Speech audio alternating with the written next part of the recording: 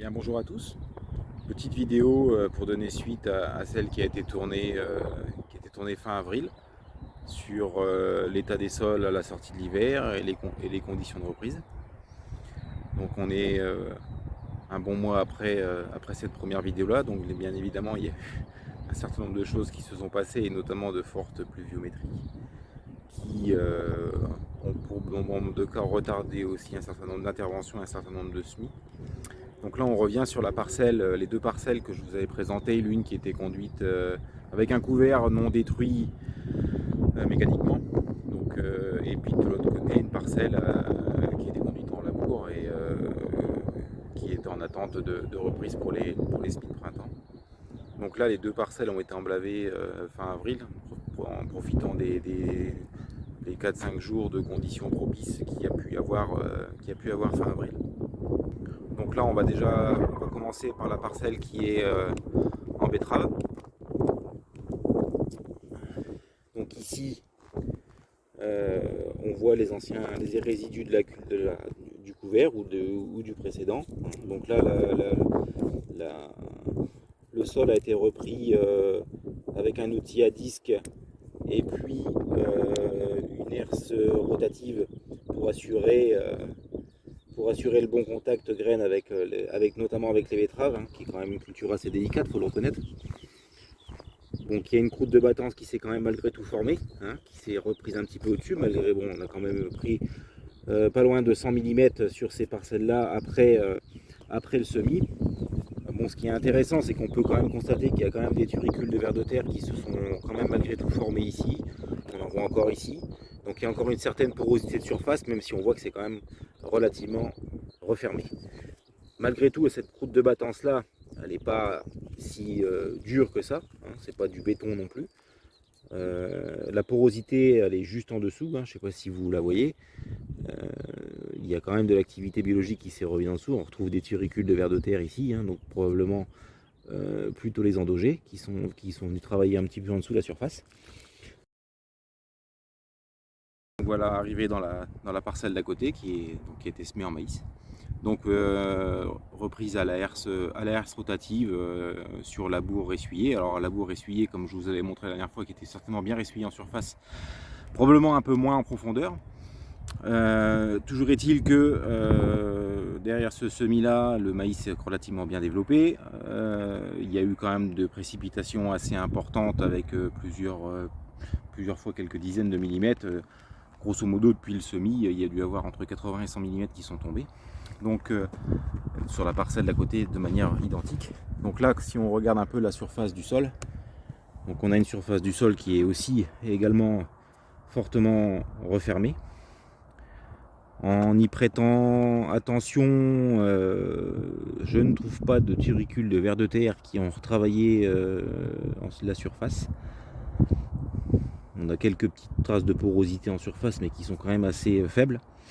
Et on a aussi une croûte de battance assez importante qui s'est constituée à la surface du sol. Donc ça, bien évidemment, si on a de nouveau des grosses précipitations derrière, bon, il y a peu de chances qu'on ait d'entraînement de particules de terre, puisque c'est vraiment très refermé. Par contre, l'eau va ruisseler et ne va pas rentrer dans le sol, quoi. Donc là, si on regarde un peu plus attentivement, vous voyez, par rapport à la difficulté d'essayer de casser la croûte, par rapport à tout à l'heure, c'est pas le même sport. Hop là. Donc on a une croûte de battance qui n'est pas forcément beaucoup plus importante que celle dans l'autre parcelle. Mais on voit que c'est quand même beaucoup plus dur, beaucoup plus refermé. Et surtout, voilà, on n'a pas beaucoup de porosité en dessous, alors que dans la parcelle tout à l'heure précédemment, vous voyez que c'était vraiment très prospecté, vraiment jusqu'en dessous le demi-centimètre ou le 1 cm de croûte de battance. Là on voit que c'est vraiment un peu moins prospecté. Il y a quand même quelques trous ici, mais on voit que c'est déjà beaucoup plus sec, donc elle se casse quand même, bien évidemment, mais c'est quand même beaucoup plus dur. Et derrière en dessous on a un sol qui est quand même aussi assez frais.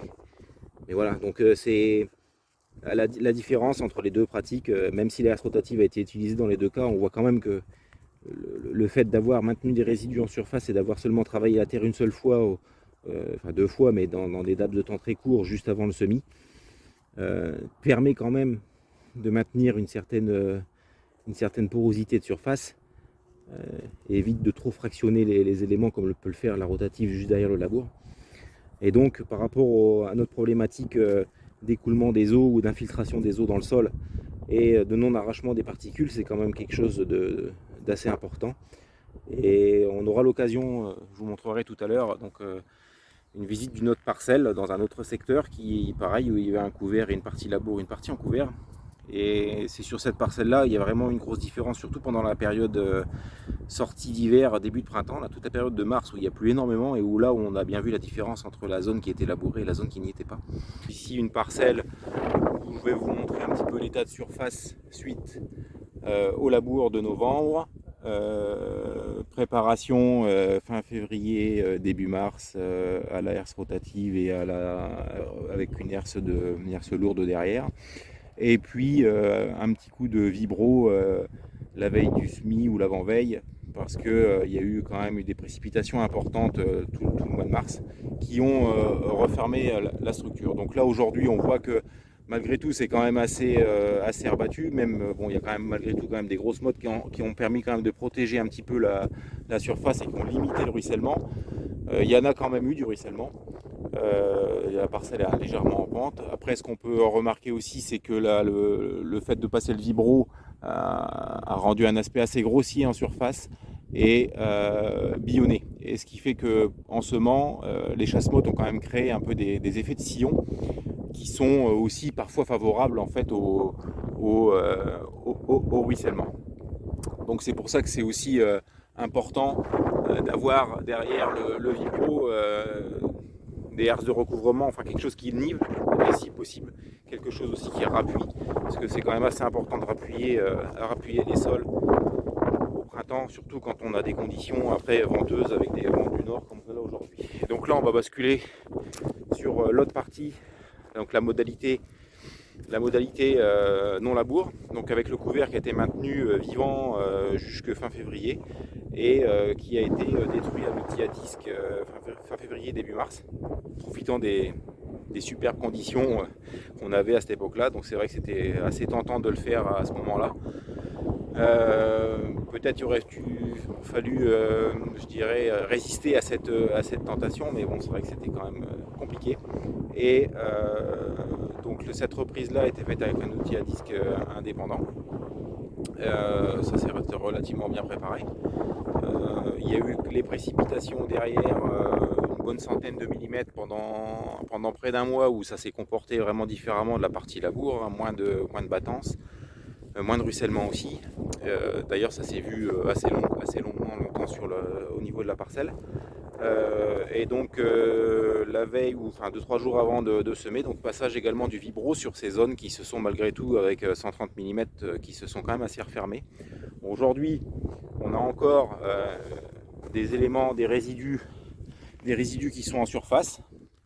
Donc des résidus de la culture du précédent, donc là c'est les pailles de blé, et puis on voit de temps en temps les cannes de moutarde, etc. qui sont encore présentes en surface, qui ont permis de protéger un petit peu la surface du sol, mais très honnêtement, quand on regarde ça, la différence entre le labour et le non-labour n'est pas flagrant quand on observe la parcelle aujourd'hui. C'était quand même beaucoup moins le cas pendant toute la partie hivernale où effectivement on s'est bien rendu compte que le couvert jouait son office de protection des sols et on n'avait vraiment pas de battance, pas de ruissellement, donc pas d'érosion. Maintenant on fera une prochaine vidéo probablement dans un mois pour voir un petit peu les différents stades des maïs dans ces différentes parcelles. Voilà, écoutez, je vous souhaite une bonne fin de journée, une bonne continuation dans vos travaux. À bientôt.